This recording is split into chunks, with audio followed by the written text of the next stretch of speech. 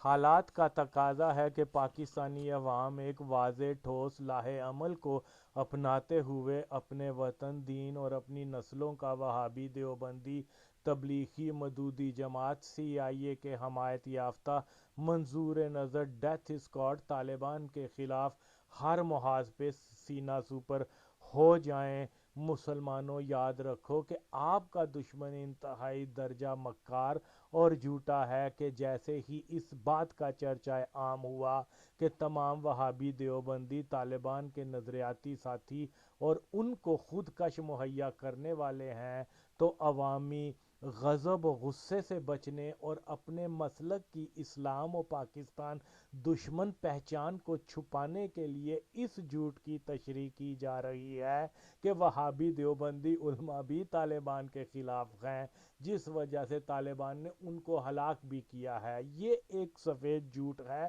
لال ٹوپی والے مودودی بچہ کی ذہنی اصطلاح ہے، اس لیے عوام کو اس نئی تعویل کو رد کرنا ہوگا۔ جیسا کہ کچھ دیوبندی وہابی میڈیا میں آ کر پاکستان کے آئین کا بظاہر دفاع اور لال مسجد کی برقع پوش ملکہ دہشت گردوں کی نانی آئین کی مخالفت میں بیان بازی کرتے اس لیے دکھائے جاتے ہیں کہ یہ تاثر زائل کیا جا سکے کہ سارے گستاخ نبی صلی اللہ علیہ وسلم دہشت گرد طالبان کے نظریاتی حامی نہیں ہیں۔ یہ ایک دکھاوا ہے۔ اگر دیوبندی واقعی طالبان کے مخالف ہیں تو اول یہ کہ وہ طالبان پر کفر کا فتویٰ جاری کریں، کیونکہ طالبان نے پاک فوج اور عوام کو مشرک قرار دیا ہوا ہے۔ دوم یہ کہ اگر دیوبندی پاکستانیوں کو مسلمان سمجھتے ہیں تو پھر مسلمان کو قتل کرنے والے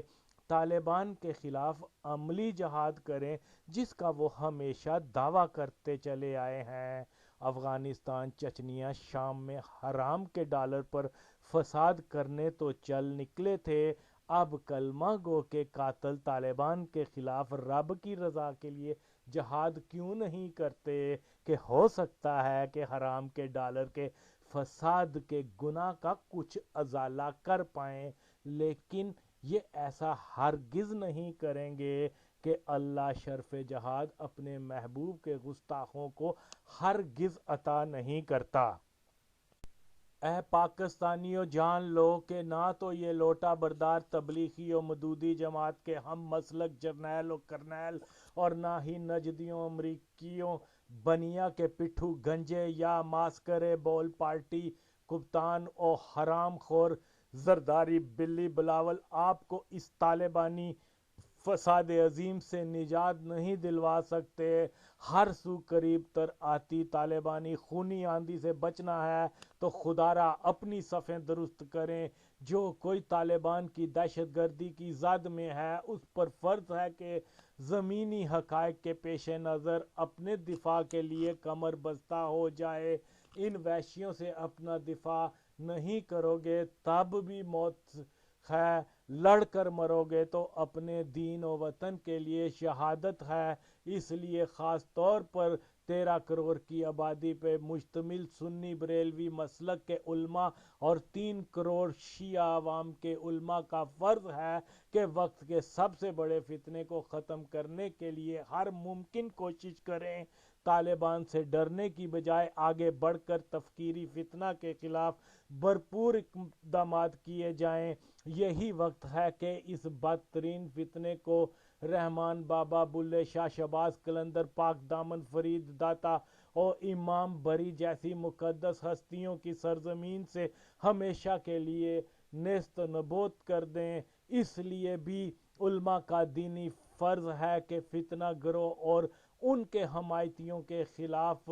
فتوے جاری کریں۔ ہر سنی بریلوی اور اسی طرح سے اہل تشیع کا فرض اولین بنتا ہے کہ طالبان کے لیے نرم گوشے اور ان کی شریعت کو مسلط کرنے والے عمران خان، نواز شریف اور دیگر سیاسی رہنماؤں کو تنہا تر کریں، ان کی پارٹیوں کی طرفداری بند کریں، ان کی پارٹیوں کی رکنیت منسوخ کریں، وہابی دیوبندی جماعتی شیطانوں کا سوشل بائیکاٹ کریں، ان اسلام و وطن دشمنوں کو مکمل طور پر آئسولیٹ کرنا ہوگا، ان سے کاروباری لین دین، ذاتی دوستانے بند کریں، اپنے اپنے علاقوں میں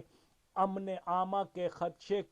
سے حکومت پر دباؤ ڈالیں کہ ان کی مساجد و مدارس کو ختم کیا جائے۔ یاد رکھیں کہ زیادہ تر خودکش وہابی دیوبندی مساجد اور مدارس میں پناہ لیتے ہیں اور یہیں سے دہشت گردی کرنے کے لیے نکلتے ہیں، اور اگر حکومت ان کو ختم نہیں کرتی تو پھر اللہ کے دیے ہاتھ کس دن کام آئیں گے کہ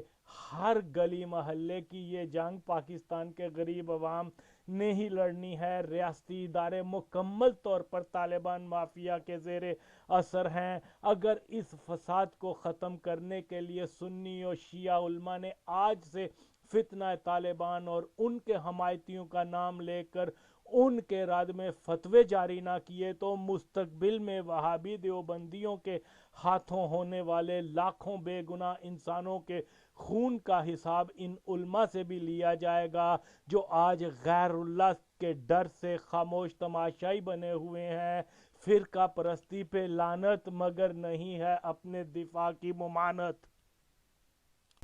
جن لوگوں کا یہ خیال ہے کہ میں بے ضمیر کے بارے میں انتہائی سخت الفاظ کا استعمال کرتا ہوں حالانکہ وہ اس کی مستحق نہیں ہے، تو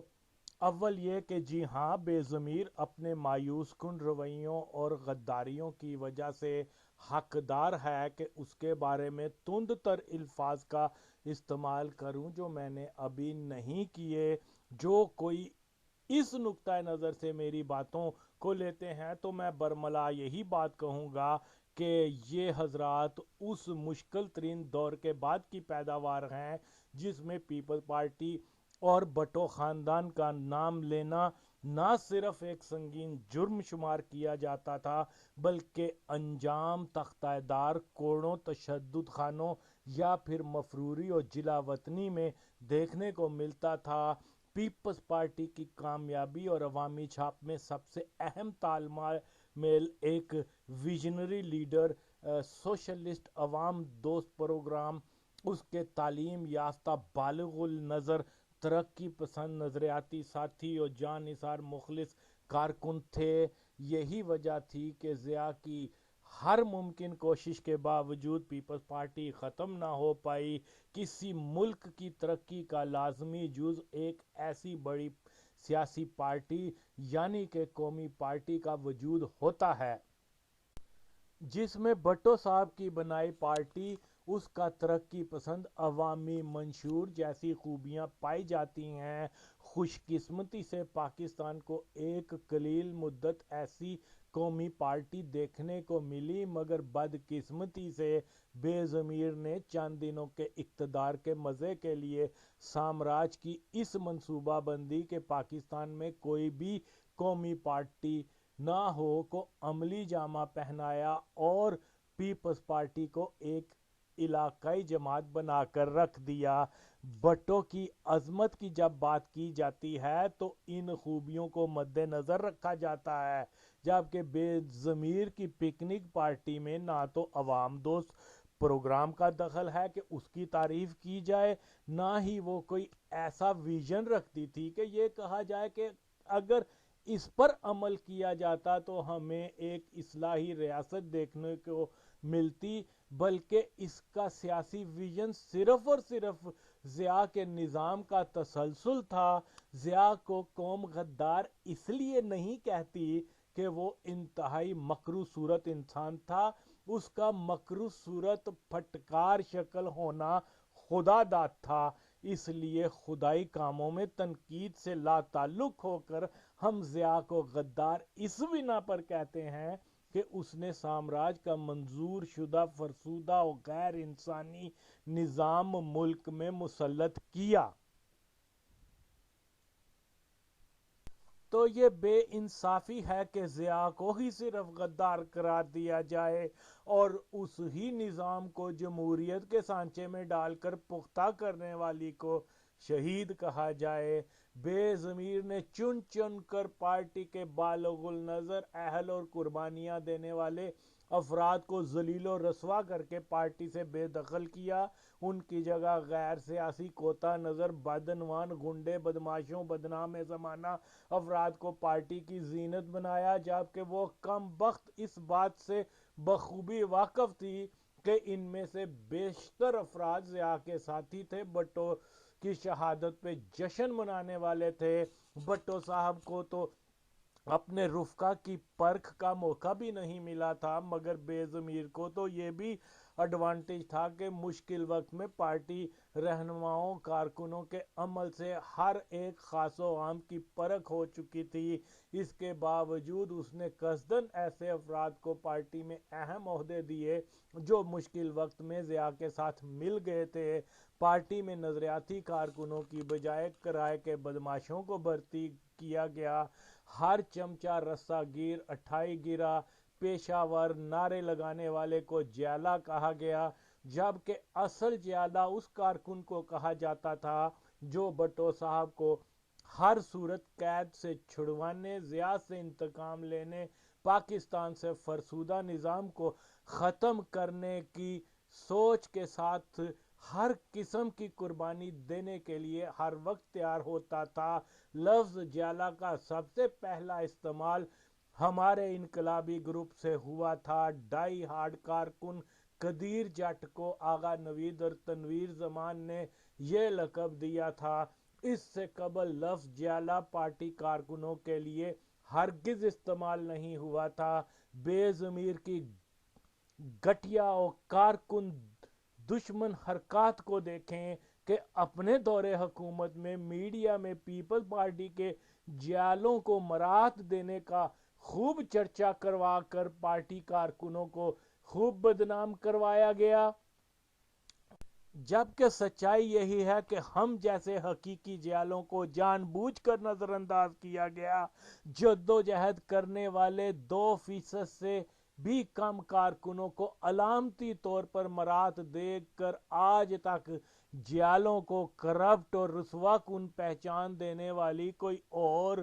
نہیں بلکہ یہی بدبخت بے ضمیر تھی۔ دلچسپی کا پہلو یہ بھی ہے، اول یہ کہ جیلا یعنی ہم جیسے ڈائی ہارڈ کارکن جو نظریاتی وابستگی کی بنا پر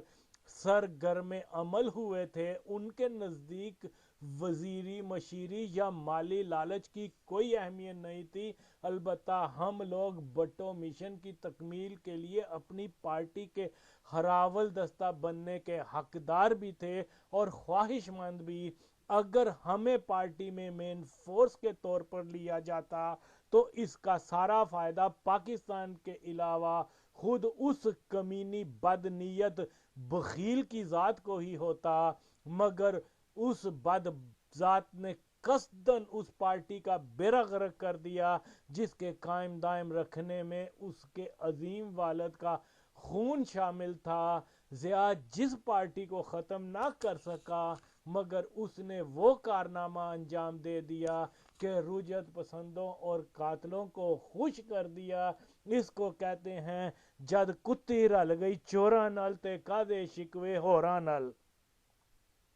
جن لوگوں نے اپنی جان کی بازی لگا کر اس بے فیض کو اقتدار کے ایوانوں تک پہنچایا، پہلے ان کو پارٹی کی کریم کہا کرتی، اقتدار میں آئی تو ان کو پلاٹ کا لالچ دے کر یہ ثابت کرنے کی ناکام کوشش کی کہ جیالے پلاٹوں کے بھوکے ہیں، جبکہ پلاٹ بھی صرف چند افراد کو دیے گئے۔ درست ہے کہ ضیاء دور میں پارٹی کارکنوں کے معاشی حالات بدتر ہو چکے تھے، مگر اس کمینی کو اگر کارکنوں کا اتنا ہی خیال تھا تو جب کارکنوں کے گھروں میں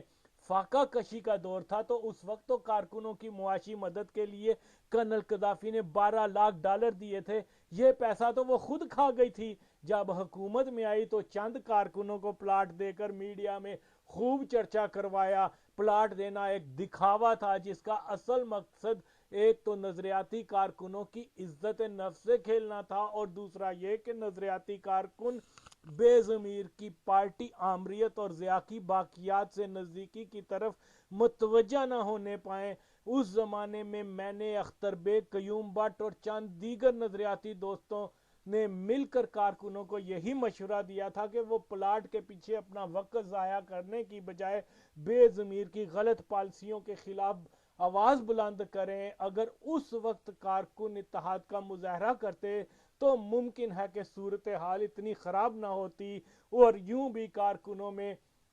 آپس میں پھوٹ ڈالنے کے لیے اور اس خوف سے کہ میجر آفتاب کارکنوں کا لیڈر نہ بن جائے، لہٰذا نہید خان کی بالادستی قائم رکھنے کے لیے پلاٹوں کا جانسا دیا گیا۔ بے ضمیر اس قدر بد فطرت عورت تھی کہ ایک طرف ذوالفقار کے کارکنوں کو مرتضی بھٹو سے دور رکھنے کے لیے مختلف جتن کیا کرتی، تو دوسری طرف مرتضی بھٹو کو انہی کارکنوں کے رویے کی شکایت بھی کر کے اس کو کنفیوز کرنے میں کوئی کسر اٹھا نہ رکھتی۔ ایک دن میر صاحب نے مجھے فون کر کے بتایا کہ بے نظیر نے جاوید اختر تیلا کی شکایت کی ہے کہ جاوید اختر نے کسی نوکری کے لیے این ڈی خان کو درخواست دی ہوئی تھی۔ این ڈی خان نے تیلے سے اس کی تعلیم کی بابت دریافت کیا تو تیلا نے کہا کہ جب مرتضی نے ہم کو دہشت گرد بنایا تھا تو اس وقت ہماری تعلیم کسی نے نہیں پوچھی تھی، اب جب ہم نوکری کے حقدار ہیں تو ہم سے تعلیم کا پوچھتے ہو۔ اگر مجھے یہ نوکری نہ دی گئی تو مرتضی نے مجھے حکم دیا ہے کہ تم چاہے این ڈی خان کو قتل کر کے میرے پاس دمشق آ جانا۔ میر صاحب تیلے پر بہت ناراض تھے کہ اس نے یہ جھوٹ کیسے بول دیا، مگر میں نے میر صاحب سے درخواست کی کہ جناب آپ کا غصہ حق ہے، مگر ممکن ہے کہ وزیر اعظم صاحبہ کو کسی نے جاوید تیلا جیسے گراں قدر قربانی دینے والے کارکن کے بارے میں غلط معلومات دی ہوں۔ اس بارے میں تو جاوید اختر کو ہی معلوم ہے کہ اس کی این ڈی خان سے کیا بات ہوئی تھی، مگر میرا بیان کرنے کا مقصد یہ ہے کہ جاوید اور اس جیسے دیگر کارکن بھی سمجھ لے کہ جس بد فطرت عورت کے لیے یہ لوگ سچائی کو چھپاتے ہیں، جبکہ اس کے نزدیک ان کارکنوں کی کوئی اہمیت نہیں تھی۔ ہے کوئی پرانا کارکن جو اس حقیقت سے انکار کر سکے کہ ہماری قربانیوں کا مقصد کوئی پلاٹ کا حصول تھا جو اس غلیظ عورت نے پارٹی کے سرمایہ اپنے باپ کے پروانوں کی یوں سرے بازار بولی پلاٹوں کی صورت میں لگوائی؟ اس بے شرم کو خود سوچنا چاہیے تھا کہ ان لوگوں نے ایک سوچ و نظریے کی خاطر سب مسائل کا سامنا کیا ہے، تو لہٰذا اس پارٹی میں ان افراد کو آگے لایا جائے تاکہ ایک مثال بنے کہ نظریاتی کارکن ایک سرمایہ ہوتے ہیں جو پارٹی کو عوامی اور فعال بنانے کا ایک ذریعہ ہوتے ہیں، نہ کہ کسی پارٹی میں